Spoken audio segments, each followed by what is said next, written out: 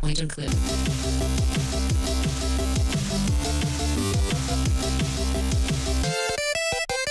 Point and clip. Sziasztok! Üdvözöllek itt benneteket újra a Point and Clipben, én Dudás Barbara vagyok, a téma pedig továbbra is a filmek és a videójátékok kapcsolata. Ismét szeretném felhívni a figyelmet arra, hogy ha van bármilyen kérdésed, észrevételed a témát illetően, akkor ezt kérlek ne hagyd magadban, hanem oszd meg velem mindenképpen a videó alatt. És most, hogy túl vagyunk a kötelező körön, akkor emlékezzünk vissza, hogy a pilot epizódban már pedzegettem, bár szerintem még a későbbi epizódokban is elhangzott, hogy bőven lenne mit részleteznem arról, hogy miért is tartom tulajdonképpen az 1982-es E.T. játékot egy kifejezetten rossz adaptációnak. És mivel közületek valaki azt mondta, hogy őt igenis érdekli, ezért egy picit mélyebbre ástam a témába, és most tulajdonképpen ennek az úgymond gyümölcsét szeretném megosztani veletek. Úgyhogy hát nézzük meg, tényleg annyira rossz-e az E.T. játék? Az Atari 2600-ra készült E.T. máig az egyik legtöbbet emlegetett játék, nem is véletlen, hogy dokumentumfilm is készült róla, erről már korábban ejtettem szót, link a videó alatt. De miért is tartják ennyire rossznak? És vajon tényleg annyira rossz, mint ahogyan azt sokan emlegetik? Ahhoz, hogy teljes képet kapjunk a játékról, érdemes ezt szerintem akkor így két szempontból megvizsgálni. Az egyik szempont az E.T. mint a film adaptációja, tehát mennyire sikerült a film eszenciáját megragadni a játék készítőinek. A második szempont pedig az E.T. mint játék, tehát magával a játék játszhatóságával, működésével foglalkoznánk. Tehát az E.T. mint adaptáció. A 80-as évek egyik legikonikusabb blockbuster filmje volt az E.T. a földön kívüli, emberek milliói zokogtak fel a film érzelmesebb jelenetein. Nem tudom, ti mennyire ismeritek a filmet, a történetére részletesen most nem térnék ki, ha nem baj, az interneten rengeteg leírást találni róla. Szóval, azt talán még teljesen érthető, hogy a 80-as évek elején azért a fejlesztők még híján voltak a valósághű látványgrafikai kivitelezés lehetőségeinek, ezért is van az, hogy egy rendkívül egyszerű grafikai látványvilágot kaptunk az E.T.-vel. Mondjuk szerintem a korhoz képest is elég nihil volt ez a sok zöld, de mindegy, senkit se zavarjon, hogy az E.T. nem zöld. Úgy nem. Viszont ennek ellenére több a filmből már jól ismert elem kapott gyakorlati szerepet a játékban, amik felidézik bennünk a film történetének egyes elemeit. Ott van például az úgynevezett Rhesus Species mogyoróvajas cukorka, amit a filmben Elliot szórt szét E.T.-nek, hogy magához csalogasса. Ezeket a földön kívüli előszeretettel gyűjtögette össze és eszegette meg. Ez tehát szerepet kapott a játékban is, sötétebb zöld, zöld, zöld. Zöld? Szuperzöld! Pixel formájában. Tehát ez alapján kellene tudnunk, hogy ez egy cukorka. A videójáték során ezek gyűjtögetésére, majd elfogyasztására volt szükség, amik észszerű módon E.T. életét töltötték fel. Egyébként Elliottal is találkozhatunk a játékban, aki olykor telefondarabot hozott, máskor pedig felélesztette E.T.-t, ha éppen meghalt, csak úgy, ahogyan a filmben is ez mondhatni megtörtént. Emellett akkor lehetőségeihez mérten a film ikonikus zenéje is adaptálásra került,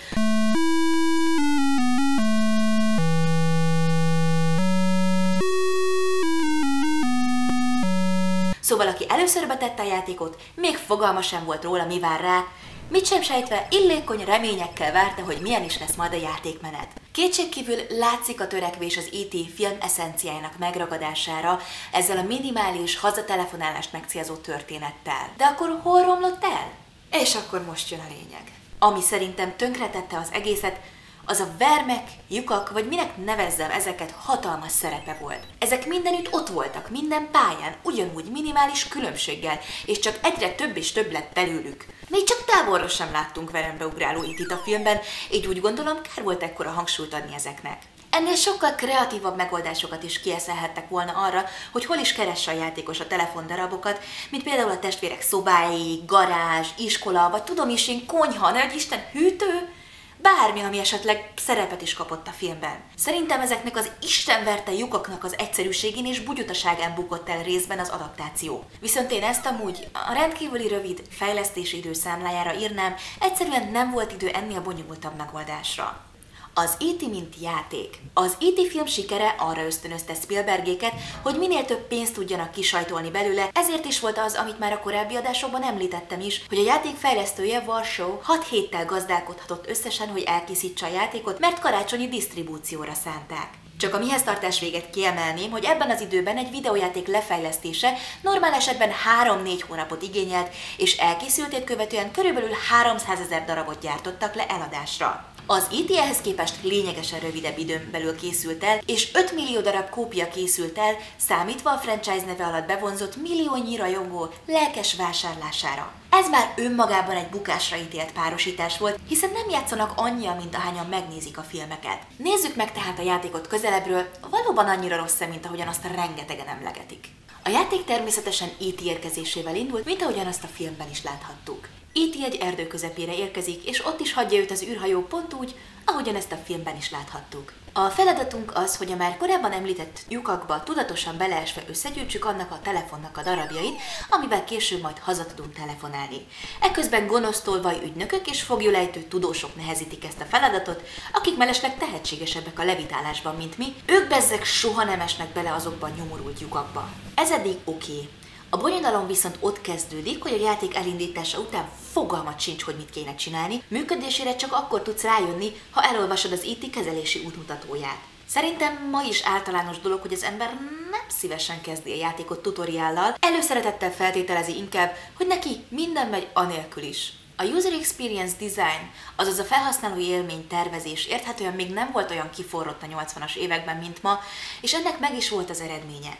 A rengeteg játékos fejvakargatva ült a játék előtt, és csak annyit látott belőle, hogy beesik lyukakba, miközben hülye ügynökök ellopkodnak mindent tőle, vagy a tudósok felkapják és átviszik őket a legfunkciótlanabb képernyőre. Nem véletlen, hogy aki megvásárolta az E.T.-t, az vissza is vitte igen nagy százalékban, egyszerűen nem értették, hogy hogyan működik.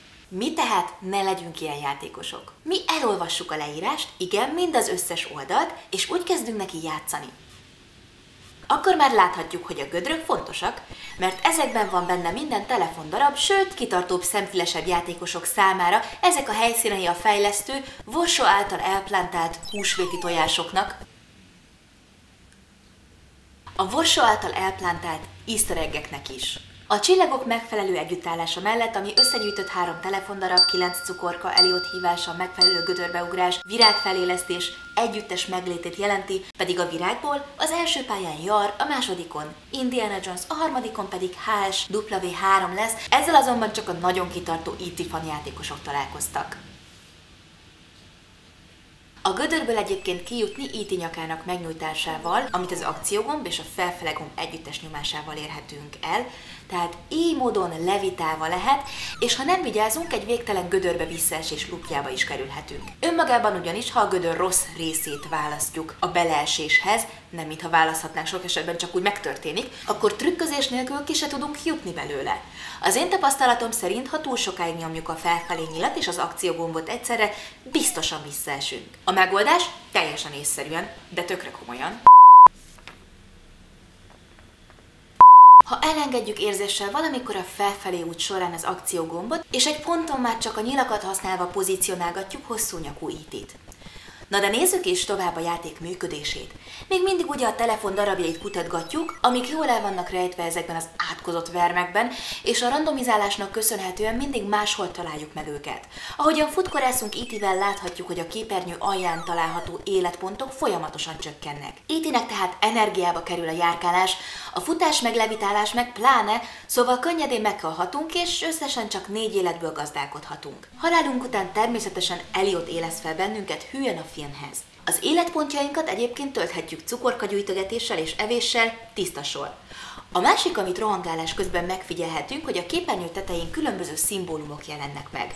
Az útmutató végigböngészése nélkül ezeket megfejteni aztán végképp lehetetlen. Ezek mindegyike valamilyen különleges akciót rejt, vegyük ki sorra ezeket, amiket egyébként az akciógomb lenyomásával aktiválhatunk. A nyilak másik képernyőre történő átugrást tesznek lehetővé, de ehhez azért jobb megjegyezni, hogy melyik irányba mi található, mert könnyen, igen, megint gödör. Tehát emlékezzünk, hogy melyik irányban mi van, tök észszerű. Nem, végül is csak gyerekeknek szánták. A következő ikon a kérdőjel.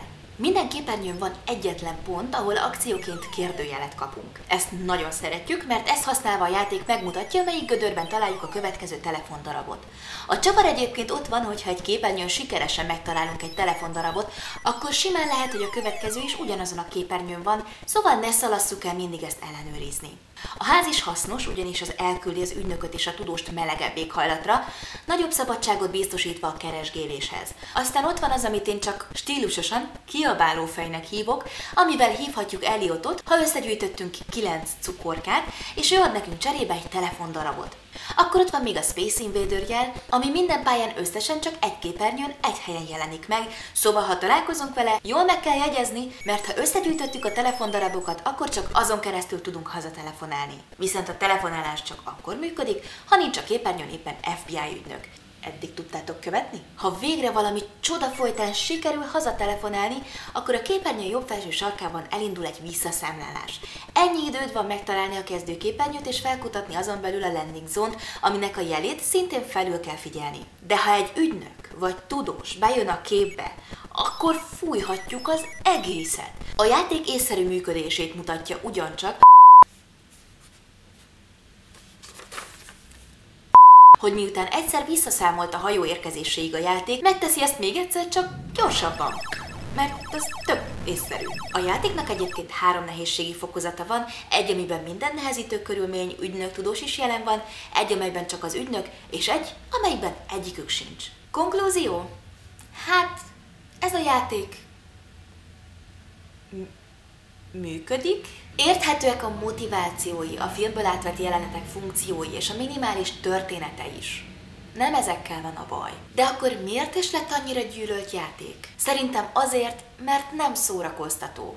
Úgy egyáltalán nem. Inkább csak idegesítő folyamatosan vermekbe esni, meg onnan kilevitálni. Sőt, az összes ügynök gyorsabb nálunk, ügyesebben átlevitálja azokat a nyomorult vermeket. Szerintem nem volt sokkal rosszabb, mint korának más játékai, és hogyha azt nézzük, hogy mennyi időn belül készült el, akkor pedig én továbbra is tartom azt, hogy az E.T. tulajdonképpen mestermű. Azonban egyáltalán nem élvezetes játék, és a véletlenül sem jó adaptáció. Nem sikerült benne a film eszenciáját megragadni, ahelyett, hogy segíteni akarnál E.T.-nek, inkább csak így meg akarnál így oltani, tudod így. Ha esetleg nem értenétek egyet velem, akkor kérlek hagyjátok a véleményeteket a videó alatt, vagy ha esetleg felkeltettem az érdeklődéseteket, akkor próbáljátok ki ti is. A leírásba betettem egy linket a játékhoz, ugyanis igen, egy emulátor segítségével a játék elérhető online. Fantasztikus, nem? Aztán kíváncsi vagyok, hogy mennyire tetszett. Már ennyi fért vele. Ha tetszett, amit láttatok, és érdekel még benneteket több hasonló info, akkor kérlek nyomjatok egy klippet a subscribe gombra. Akkor kérlek nyomjatok egy klikket a subscribe gombra, iratkozzatok fel, vagy ilyesmi. De egyébként bármilyen kéréssel keresetek nyugodtan. Én Dudás Barbara voltam, remélem még találkozunk. Meg fogok halni.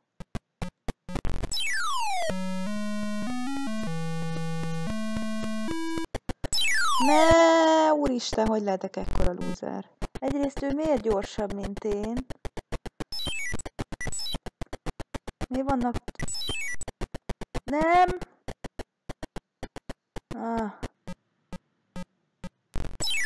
Na jó, ez borzasztó.